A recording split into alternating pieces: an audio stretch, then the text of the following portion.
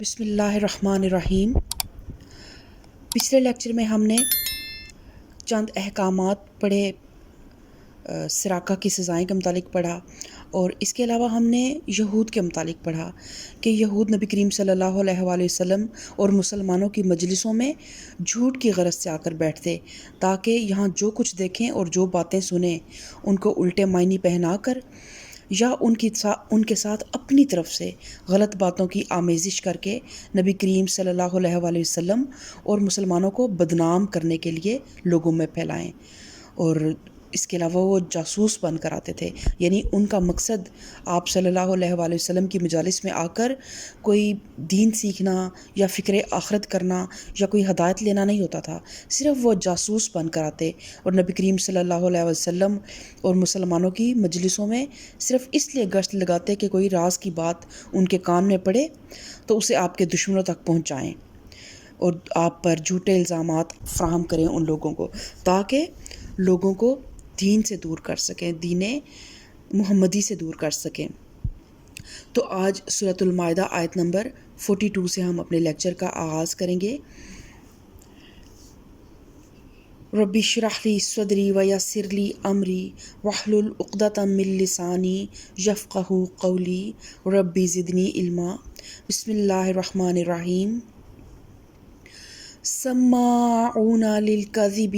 اکالون للسخط فإن جاءوک فاحکم بینہم او اعرض عنہم وَإِن تُعْرِضْ عَنْهُمْ فَلَن يَضُرُّوكَ شَيْئًا وَإِنْ حَكَمْتَ فَاحْكُم بَيْنَهُمْ بِالْقِسْطِ إِنَّ اللَّهَ يُحِبُّ الْمُقْسِطِينَ۔ اللہ تعالیٰ ان یہودی علماء کے متعلق فرما رہا ہے کہ یہ جھوٹ سننے والے اور حرام کے مال کھانے والے ہیں، لہٰذا اگر یہ تمہارے پاس اپنے مقدمات لے کر آئیں تو تمہیں اختیار دیا جاتا ہے کہ چاہو ان کا فیصلہ کرو ورنہ انکار کر دو، تو یہ تمہارا کچھ بگاڑ نہیں سکتے، اور فیصلہ کرو تو پھر ٹھیک ٹھیک انصاف کے ساتھ کرو کہ اللہ انصاف کرنے والوں کو پسند کرتا ہے۔ تو اب یہاں پہ خاص طور پر انہی یہودیوں کے مفتیوں اور قاضیوں کی طرف اشارہ ہے جو جھوٹی شہادتیں لے کر اور جھوٹی رودادیں سن کر ان لوگوں کے حق میں انصاف کے خلاف فیصلے کیا کرتے تھے جن سے انہیں رشوت پہنچ جاتی تھی یا جن کے ساتھ ان کے ناجائز مفادات وابستہ ہو جاتے تھے۔ تو پھر اللہ تعالیٰ نے نبی کریم صلی اللہ علیہ وسلم کو یہ اختیار دیا کہ آپ چاہیں تو فیصلہ کریں اور چاہیں تو فیصلہ نہ کریں، کیونکہ یہودی اس وقت تک اسلامی حکومت کی باقاعدہ رعایا نہیں بنے تھے، بلکہ اسلامی حکومت کے ساتھ ان کے تعلقات معاہدات پر مبنی تھے، اور ان معاہدات کی روح سے یہودیوں کو اپنے اندرونی معاملات میں آزادی حاصل تھی، اور ان کے مقدمات کے فیصلے انہی کے قوانین کے مطابق ان کے اپنے جج کیا کرتے تھے۔ تو نبی کریم صلی اللہ علیہ وسلم کے پاس یا آپ کے مقرر کردہ قاضیوں کے پاس اپنے مقدمات لانے کے لیے وہ از روئے قانون مجبور نہیں تھے، لیکن یہ لوگ جن معاملات میں خود اپنے مذہبی قانون کے مطابق فیصلہ نہیں کرنا چاہتے تھے ان کا فیصلہ کرانے کے لیے پھر یہ نبی کریم صلی اللہ علیہ وسلم کے پاس اس امید پر آ جاتے تھے کہ شاید آپ صلی اللہ علیہ وسلم کی شریعت میں ان کے لیے کوئی دوسرا اور نرم حکم موجود ہو، اس طرح وہ اپنے مذہبی قانون کی پیروی سے بچ جائیں۔ اور یہاں پر خاص طور پر جس مقدمے کی طرف اشارہ ہے وہ یہ تھا کہ خیبر کے معزز یہودی خاندانوں میں سے ایک عورت اور ایک مرد کے درمیان ناجائز تعلق پایا گیا۔ تورات کی روح سے ان کی سزا رجم تھی، یعنی کہ ان دونوں کو سنگسار کیا جائے، اور یہ حکم جو ہے تورات میں استثناء باب 22 اور آیت 23 اور 24 میں موجود ہے، لیکن یہودی اس سزا کو نافذ نہیں کرنا چاہتے تھے، اس لیے انہوں نے آپس میں مشورہ کیا کہ اس مقدمے میں محمد صلی اللہ علیہ وسلم کو پنچ بنایا جائے، اگر وہ رجم کے سوا کوئی اور حکم دیں تو قبول کر لیا جائے، اور رجم ہی کا حکم دیں تو قبول نہ کیا جائے۔ چنانچہ مقدمہ آپ صلی اللہ علیہ وسلم کے سامنے لایا گیا، آپ نے بھی رجم کا ہی حکم دیا، انہوں نے اس حکم کو ماننے سے انکار کر دیا۔ اس پر آپ صلی اللہ علیہ وسلم نے پوچھا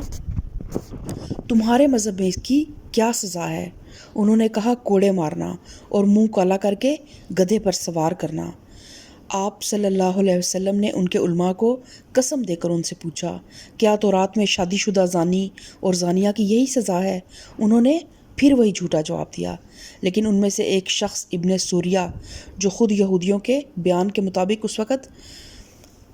تورات کا سب سے بڑا عالم تھا، وہ خاموش رہا۔ آپ صلی اللہ علیہ وسلم نے اس سے مخاطب ہو کر فرمایا کہ میں تجھے اس خدا کی قسم دے کر پوچھتا ہوں جس نے تم لوگوں کو فرعون سے بچایا اور طور پر تمہیں شریعت عطا کی، کیا واقعی تورات میں زنا کی یہی سزا لکھی ہے؟ اس نے جواب دیا کہ اگر آپ صلی اللہ علیہ وسلم مجھے ایسی بھاری قسم نہ دیتے تو میں نہ بتاتا۔ واقعہ یہ ہے کہ زنا کی سزا تو رجم ہی ہے، مگر ہمارے ہاں جب زنا کی کثرت ہوئی تو ہمارے حکام نے یہ طریقہ اختیار کیا کہ بڑے لوگ زنا کرتے تو انہیں چھوڑ دیا جاتا، اور چھوٹے لوگوں سے یہی حرکت سرزد ہوتی تو انہیں رجم کر دیا جاتا۔ پھر جب اس عوام میں ناراضی پیدا ہونے لگی، یعنی اس عمل سے جب عوام میں ناراضگی پیدا ہونے لگی، تو ہم نے تورات کے قانون کو بدل کر یہ قاعدہ بنا لیا کہ زانی اور زانیہ کو کوڑے لگائے جائیں اور انہیں منہ کالا کر کے گدھے پر الٹے منہ سوار کیا جائے۔ اس کے بعد یہودیوں کے لیے کچھ بولنے کی گنجائش نہ رہی، اور نبی کریم صلی اللہ علیہ وسلم کے حکم سے زانی اور زانیہ کو سنگسار کر دیا گیا۔ تو اللہ تعالیٰ نے پھر آپ صلی اللہ علیہ وسلم کو حکم کیا دیا؟ تو پھر ٹھیک ٹھیک فیصلہ کرو اگر وہ تمہارے پاس لے کر آئیں، اور کسی سے نہ ڈرو، اور اللہ انصاف کرنے والوں کو پسند کرتا ہے۔ وَكَيْفَ يُحَكِّمُونَكَ وَعِندَهُمُ التَّوْرَاةُ فِيهَا حُكْمُ اللَّهِ ثُمَّ يَتَوَلَّوْنَ مِن بَعْدِ ذَلِكَ وَمَا أُولَئِكَ بِالْمُؤْمِنِينَ۔ اور یہ تمہیں کیسے حکم بناتے ہیں جبکہ ان کے پاس تورات موجود ہے جس میں اللہ کا حکم لکھا ہوا ہے، اور پھر یہ اس سے منہ موڑ رہے ہیں؟ اصل بات یہ ہے کہ یہ لوگ ایمان ہی نہیں رکھتے۔ تو اس آیت میں اللہ تعالیٰ نے ان کی بددیانتی کو بالکل بے نقاب کر دیا ہے کہ یہ مذہبی لوگ جنہوں نے تمام عرب پر اپنی دینداری اور اپنے علم کتاب کا سکہ جما رکھا تھا، ان کی حالت یہ تھی کہ جس کتاب کو خود کتاب اللہ مانتے تھے اور جس پر ایمان رکھنے کے مدعی تھے، اور اس کے حکم کو چھوڑ کر اب نبی کریم صلی اللہ علیہ وسلم کے پاس اپنا مقدمہ لائے تھے جن کے پیغمبر ہونے سے ان کو بشدت انکار تھا۔ تو اس سے یہ راز بالکل فاش ہو گیا کہ کسی چیز پر بھی صداقت کے ساتھ یہ ایمان نہیں رکھتے، اور دراصل ان کا ایمان اپنے نفس اور اس کی خواہشات پر مبنی ہے۔ جسے کتاب اللہ مانتے ہیں اسے صرف اس لیے منہ موڑتے ہیں کہ اس کا حکم ان کے نفس کو ناگوار ہے، اور جسے معاذ اللہ جھوٹا مدعی نبوت کہتے ہیں اس کے پاس صرف اس امید پر آ جاتے ہیں کہ شاید وہاں سے کوئی ایسا فیصلہ حاصل ہو جائے جو ان کے منشا کے مطابق ہو۔ تو یہ ان کے دوہرے معیار اور یہ ان کے دوہرے سٹینڈرڈز تھے جو اللہ تعالیٰ نے جس کی وجہ سے ان کو منافق بھی کہا۔ تو آج مسلمانوں کے لیے جب بھی تو قرآن پاک میں یہود کا ذکر آئے تو مسلمان فوراً اپنے اندر ایک جو ہے نا ایک ایسا اعلیٰ نصب کیا کریں جس میں کمپیریزن کر سکیں کہ کیا ہمیں بھی یہ کوالٹیز پائی جا رہی ہیں جو یہود میں تھی؟ کیا ہمیں بھی جب قرآن کی کوئی احکامات مشکل لگتے ہیں تو تب ہم اور لوگوں کی طرف رخ کرنے لگ پڑتے ہیں، اور تب ہم مختلف لوگوں سے فیصلے لینے لگ پڑتے ہیں، لیکن جب ہمارا کوئی فائدہ ہوتا ہے تو پھر ہم قرآن کی طرف رجوع کرتے ہیں۔ اِنَّا أَنزَلْنَا التَّوْرَاةَ فِيهَا هُدًى وَنُورٌ يَحْكُمُ بِهَا النَّبِيُّونَ الَّذِينَ أَسْلَمُوا لِلَّذِينَ هَادُوا وَالرَّبَّانِيُّونَ وَالْأَحْبَارُ بِمَا اسْتُحْفِظُوا مِنْ كِتَابِ اللَّهِ وَكَانُوا عَلَيْهِ شُهَدَاءَ۔ ہم نے تورات نازل کی جس میں ہدایت اور روشنی تھی، سارے نبی جو مسلم تھے اسی کے مطابق ان یہودی بن جانے والوں کے معاملات کا فیصلہ کرتے تھے۔ تو اب اللہ تعالیٰ نے قرآن پاک میں یہودیوں کو یہودی نہیں بلا بلکہ کہا کہ ان یہودی بن جانے والوں پہ، یعنی یہاں ضمناً اس حقیقت پر متنبہ کر دیا گیا ہے کہ انبیاء سب کے سب مسلم تھے، بخلاف اس کے یہ یہودی اسلام سے ہٹ کر اور فرقہ بندی میں مبتلا ہو کر یہودی بن گئے ہیں، اور یہ محض ایک فرقہ ہے۔ اور اسی طرح یہ یہودی بن جانے والوں کے معاملات کا فیصلہ بھی انبیاء جو تھے وہ تورات کے مطابق ہی کیا کرتے تھے، اور اسی طرح ربانی اور احبار بھی اسی کے مطابق اپنے فیصلے کا مدار رکھتے تھے، کیونکہ انہیں کتاب اللہ کی حفاظت کا ذمہ دار بنایا گیا تھا اور وہ اس پر گواہ تھے۔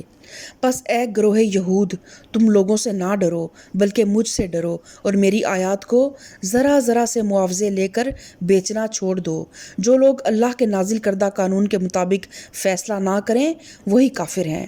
اور یہ اللہ کی آیات کو بیچ دینا کیا ہے؟ دیکھیں، جب ہمیں اب یہود نے کیا کیا، جب انہیں تورات کا حکم مشکل لگا تو وہ فوراً نبی کریم صلی اللہ علیہ وسلم کے پاس فیصلہ لینے کے لیے آ گئے۔ تو انہوں نے ایک دنیاوی فیصلہ حاصل کرنے کے لیے سمجھیں کہ تورات کے حکم کو بیچ دیا۔ تو اس طرح آج ہم مسلمان بھی جب قرآن سے منہ موڑ کے اپنی من مانے فیصلے لیتے ہیں اور ہم مختلف قسم کے جو ہیں وہ تعویلات ڈھونڈ لیتے ہیں اپنے فیصلوں کو حق قرار دینے کے لیے، تو یہ سب تھوڑے دام لے کر ذرا ذرا سے معاوضے پر اللہ کی آیات کو بیچنے کے مترادف ہے۔ اور یہاں پہ میں ایک بہت بڑا مسئلہ جو آج امت مسلمہ میں ٹاپک سے تو تھوڑا سا ہٹ کے ہے، کہ جو ہمارے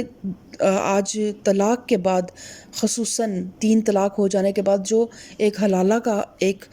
ایسی چیز ہمارے دین میں آ گئی ہے جو دین میں سرے سے موجود نہیں ہے، اور ہمیں کیونکہ اب ہمارے اپنے ذاتی مفادات ہوتے ہیں تو ہم نے اس کو ایک ناجائز طریقے سے، پری پلانڈ شادیوں کا کوئی کانسیپٹ اسلام میں نہیں ہے، لیکن ہم ایک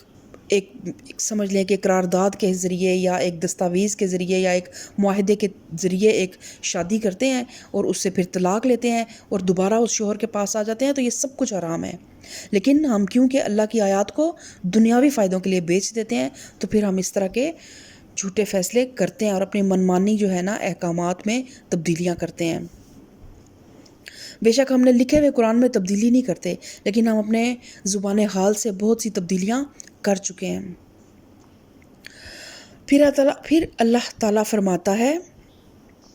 وَكَتَبْنَا عَلَيْهِمْ فِيهَا أَنَّ النَّفْسَ بِالنَّفْسِ وَالْعَيْنَ بِالْعَيْنِ وَالْأَنْفَ بِالْأَنْفِ وَالْأُذُنَ بِالْأُذُنِ وَالسِّنَّ بِالسِّنِّ وَالْجُرُوحَ قِصَاصٌ۔ تورات میں ہم نے یہودیوں پر یہ حکم لکھ دیا تھا کہ جان کے بدلے جان، آنکھ کے بدلے آنکھ، ناک کے بدلے ناک، کان کے بدلے کان، دانت کے بدلے دانت، اور تمام زخموں کے لیے برابر بدلہ ہے۔ پھر جو قصاص کا صدقہ کر دے تو اس کے لیے کفارہ ہے،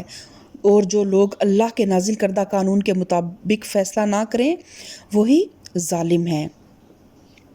تو قصاص کا صدقہ کر دے تو یہ اس کے لیے کفارہ ہے، یعنی جو شخص صدقہ کی نیت سے قصاص معاف کر دے اس کے حق میں یہ نیکی اس کے بہت سے گناہوں کا کفارہ ہو جائے گی۔ اس معنی میں نبی کریم صلی اللہ علیہ وسلم کا ارشاد ہے، جس کا مفہوم یہ ہے کہ جس کے جسم میں کوئی زخم لگایا گیا اور اس نے معاف کر دیا تو جس درجے کی یہ معافی ہوگی اسی کے بقدر اس کے گناہ معاف کر دیے جائیں گے۔ یعنی اللہ تعالیٰ کا حکم تو یہی ہے کہ جان کے بدلے جان، آنکھ کے بدلے آنکھ، تھپڑ کے بدلے تھپڑ، لیکن اگر کوئی اپنے بھائی پہ احسان کر دے اور اس کو معاف کر دے تو پھر یہ اس کے لیے کفارہ ہے، اس کے بہت سے اپنے گناہوں کا کفارہ اس کے لیے یہ معافی بن جاتی ہے، اور معافی کر دینے کا بھی اسلام نے راستہ کھلا رکھا ہے۔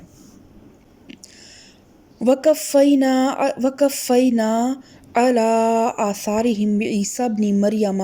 مُصَدِّقًا لِمَا بَيْنَ يَدَيْهِ مِنَ التَّوْرَاةِ وَآتَيْنَاهُ الْإِنْجِيلَ فِيهِ هُدًى وَنُورٌ وَمُصَدِّقًا لِمَا بَيْنَ يَدَيْهِ مِنَ التَّوْرَاةِ وَهُدًى وَمَوْعِظَةً لِّلْمُتَّقِينَ۔ پھر ہم نے ان پیغمبروں کے بعد مریم کے بیٹے عیسیٰ علیہ السلام کو بھیجا۔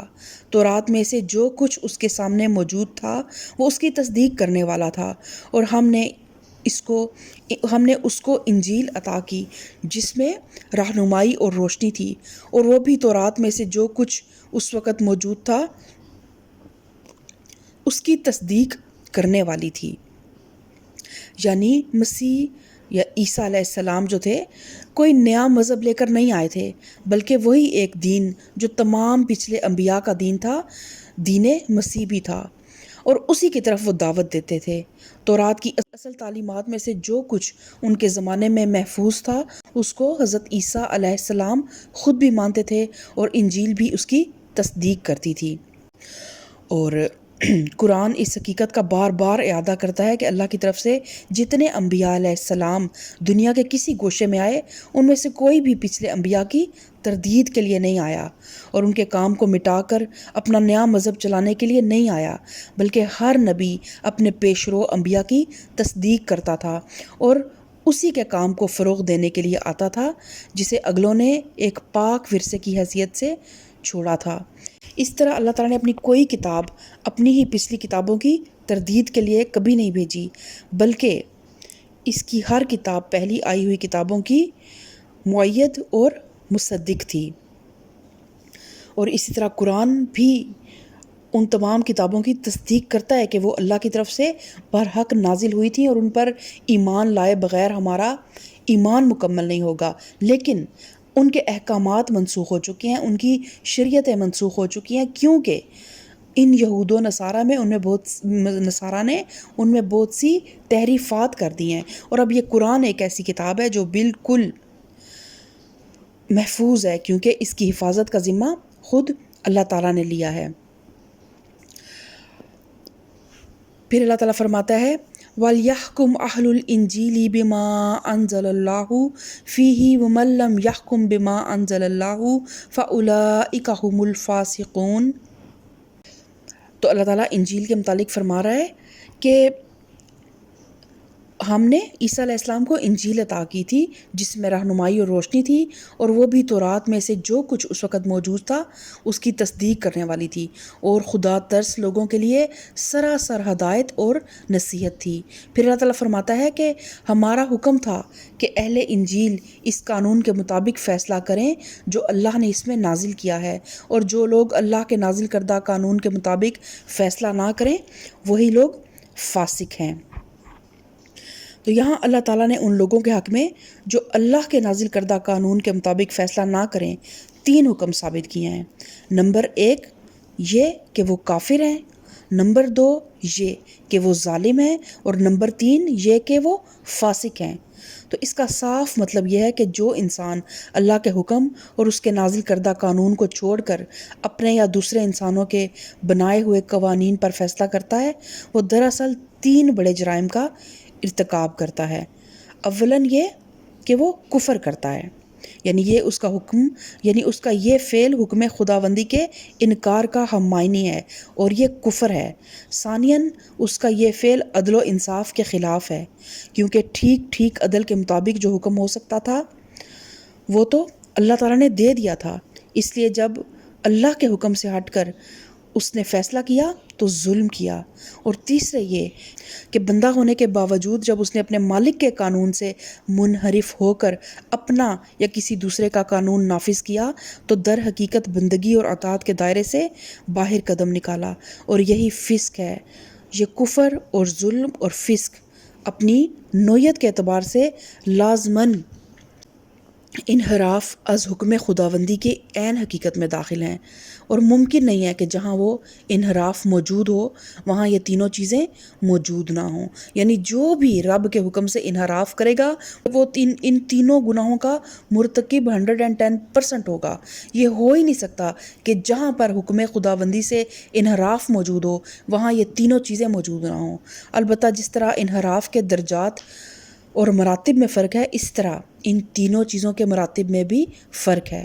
جو شخص حکم الہی کے خلاف اس بنا پر فیصلہ کرتا ہے کہ وہ اللہ کے حکم کو غلط اور اپنے یا کسی دوسرے انسان کے حکم کو صحیح سمجھتا ہے وہ مکمل کافر اور ظالم اور فاسق ہے، اور جو اعتقاداً حکم الہی کو برحق سمجھتا ہے مگر عملاً اس کے خلاف فیصلہ کرتا ہے وہ اگرچہ